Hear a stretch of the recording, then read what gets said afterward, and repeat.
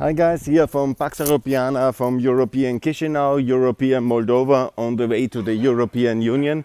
It's actually a very nice area here, and this is actually a very nice country. And I'm really very angry for Macron to insult it.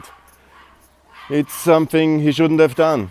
And I will give you a little bit of feedback about what I found out and experienced the last days. Here many people are really very pro-European. And they are very disappointed by the European Union because they thought, and I talked to several people here, that the EU will be more generous and really helping them in this crisis because they bear the brunt of the war, the Ukrainians obviously, but the impact is Moldova is the second most hurt country by the situation. The refugees, the economic impact, the energy prices. This country is in a major crisis. Inflation, refugees, war, and of course the fear. It sends shivers through this country because they are in the border country. And then, of course, a lot of international investors and friends, they don't know what exactly is the country risk. And they are in this kind of situation. And then there's less investments and there's insecurity, there's of course a lot of problems with the logistics, and then they are in that kind of situation. And then the idea would be that the EU is significantly giving money. I have asked already on this podcast yesterday for 5 billion. 500 million would be a good start, but not as credits, but as grants. Again, I repeat that we need the 1.5 trillion package. And of course, Moldova must get what? 5 billion. This is for 10 years, but we need to front load it.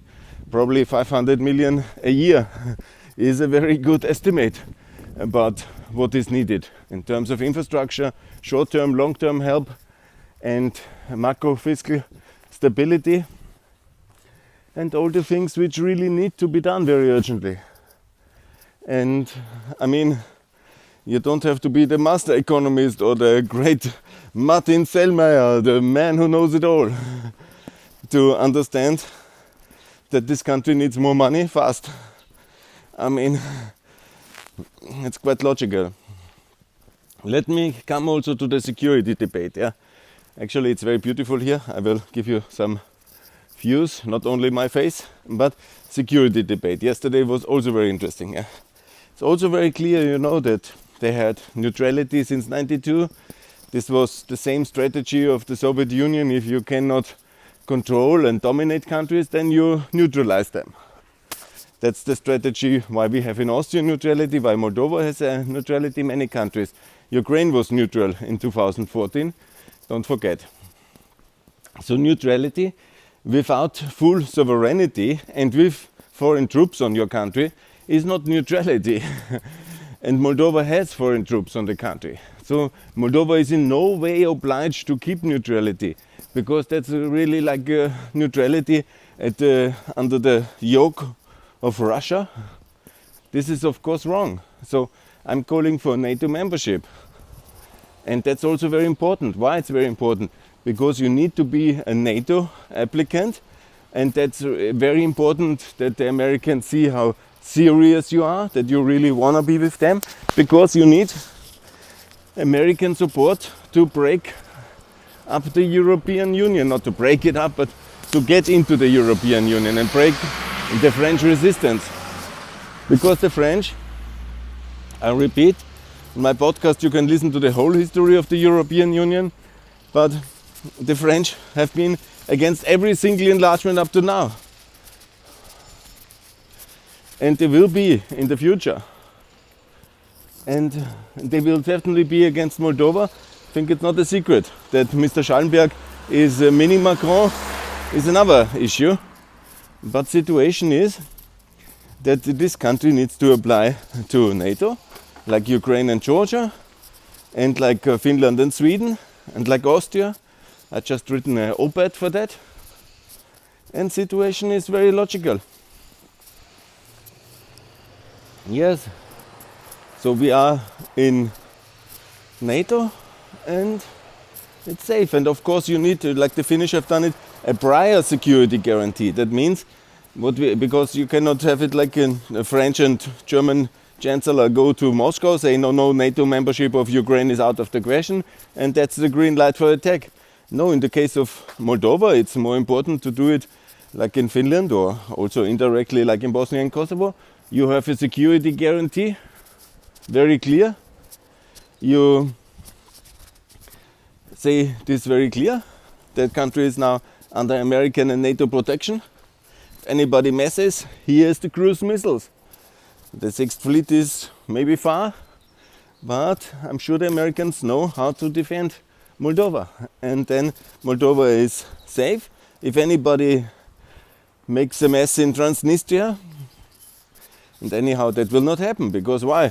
Because the Ukrainian heroes of the Southern Buk, the heroes of Mykolaiv, they have stopped the Russian Juggernaut, which is not the Juggernaut we were expecting. And so they were able to defeat and stop them from crossing the Buk River.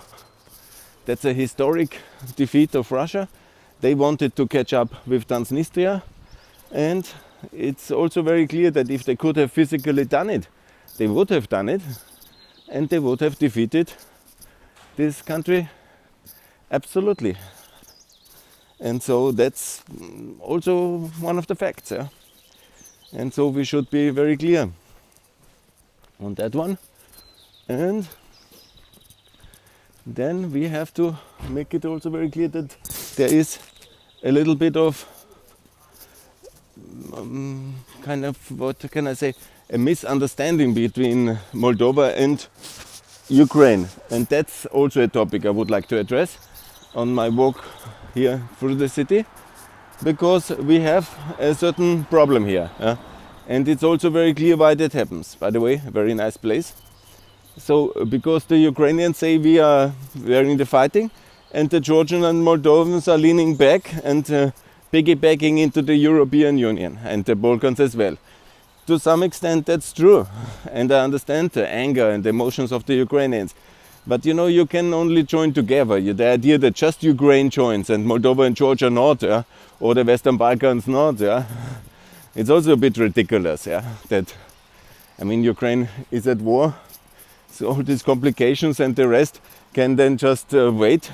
But of course, everybody should stand in solidarity, and that's why I went twice now to Serbia to call for that, and there is some improvement. And we also have to be very clear that we all join NATO. We all support Ukraine. We are all in the EU. We all adopt the euro. That's my call the whole time. We have to be united, and that's the way to address the Russian challenge. Also Austria must join NATO, and that's the logic of this activity here. And that will be a much stronger and more powerful, more united and more reasonable Europe. And that's what I am calling for in this beautiful day here in Moldova, in this wonderful morning, walking through this amazing city. And that's very good. Okay, good. I will make a short stop now. I will keep you posted more on the coming days. But now I will take a wonderful cappuccino. Reminds me very much on morning cappuccinos in Ukraine. Slava Ukraine. And thanks for the heroes, the shield of Europe, to defend us. Bye.